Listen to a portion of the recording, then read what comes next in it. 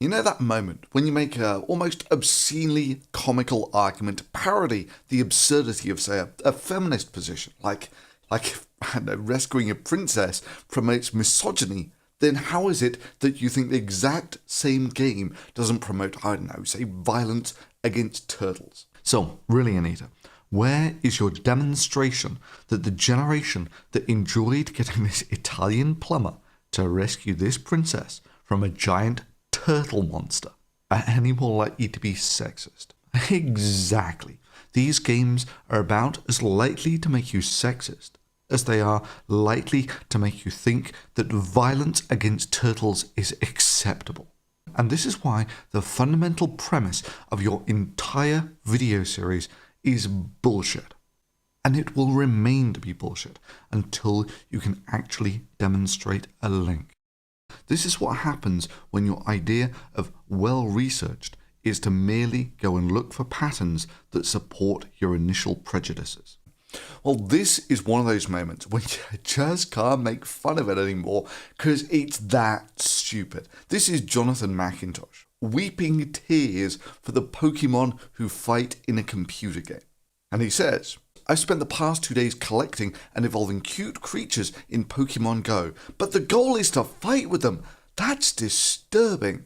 Wondering why I haven't heard more critiques of Pokemon that mention its similarities to the blood sport of dogfighting. Too many similarities with dogfighting." Yes, he's comparing Pokemon to dogfighting. That is, he is comparing non-existent, fictional creatures designed to sell toys to little kids.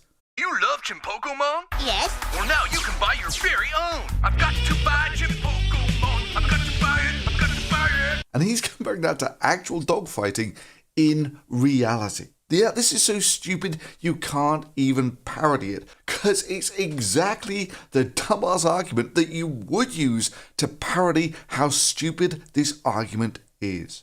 And curiously, he seems to have this blind spot about how most popular games are murder simulators.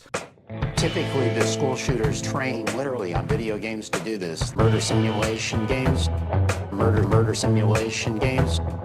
Michael Carneal, age 14, trained on the game Doom. Michael Carneal, age 14, trained on the game Doom. In which more than the entire world's population has been bloodily slaughtered. Yeah, John, I guess we can expect to see a surge in the murder rate, just like we can expect to see a surge in dogfighting from children who have played Pokemon. But sure, whatever, John. Pokemon encourages dogfighting. Oh yeah, and I forgot, it also encourages kids to practice witchcraft. Pokemon, plural, are incredible creatures that share the world with humans. Each has its own fighting abilities. Furry cat, donkey trunk, penguin, shoe, lamb toy. Collect them all and you can become Royal Crown Chimpoko Master. So Pokemon is a game that teaches children how to enter into the world of witchcraft, how to cast spells, how to use psychic phenomena. What's going on in there? Nothing. How to put to work supernatural powers against their enemies, how to fantasy role play. Pokemon world is a world of the demonic, of the satanic. You can buy your very own. I've got to buy Chimpokemon. But while you might not take it quite seriously, I assure you that demons take it quite seriously. But Johnny's adamant that crying over the monstrosity of fictional sprites fighting is not a sign that feminism has eroded his grip on reality.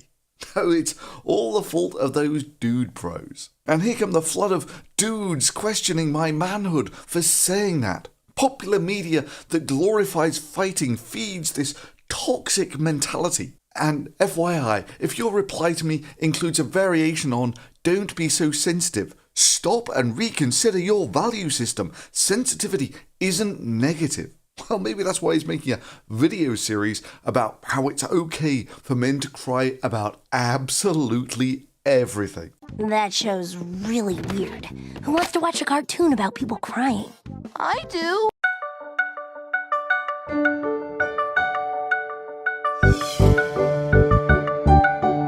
Tears of mourning, tears of betrayal, tears of relief, tears of confusion, tears of regret. Because tears are so common and so varied, crying is just accepted as a normal response to all kinds of situations. Because that's what all girls crave for, is men who cry when they feel uncertain. Men who cry when they feel scared. Men who cry when they ask a girl out. I'm sorry, that's never happened to me before. Which part? The 8 seconds of sex or the 40 minutes of crying? I guess both. Men who cry when their Pokemon gets a boo-boo. Or men who cry at the sexism of when a man holds a door open for a woman. Or men who cry at the sexism when a man doesn't hold the door open for a woman. Men who cry because they're such a failure. Or men who cry when they mess up a coffee order. Or men who cry for the dead turtles in Mario.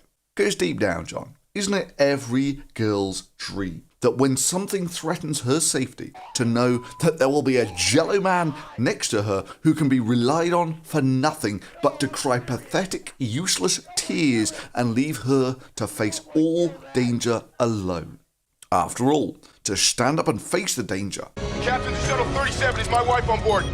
Yes, sir, she is. I need you to go now. Do you hear me? We're waiting on you, sir. No, just go. Take off immediately. That's an order. Yes, sir. Using your safety as a shield for hers. The shuttle's leaving. Where are you? Sweetheart, listen to me. I'm not gonna be there. No. This is the only way you'll survive. Are you still on the ship? Would be simply turning her into a damsel in distress, a ball in the game of patriarchy.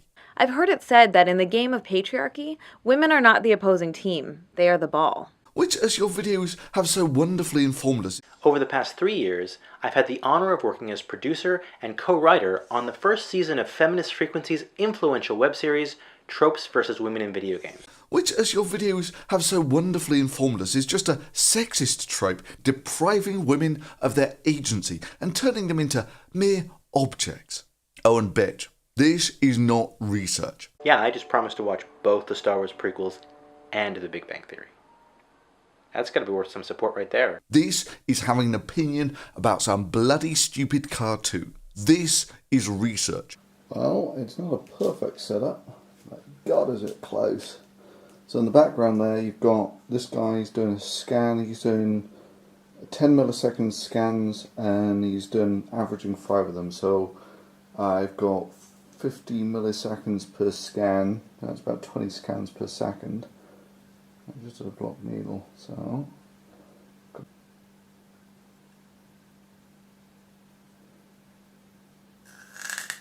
there's the blue at the beginning. So you actually see the spike for the sodium vapor, that's the guy at the end. Perfect. Perfect. So that's just a spectrometer looking at sodium-potassium alloy reacting with water.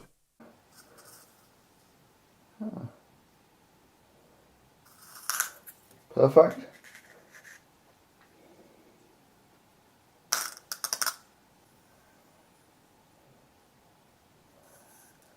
Glow on the end. That's everything. I can see it. I can see it. And I can see the blue on the bottom. Okay.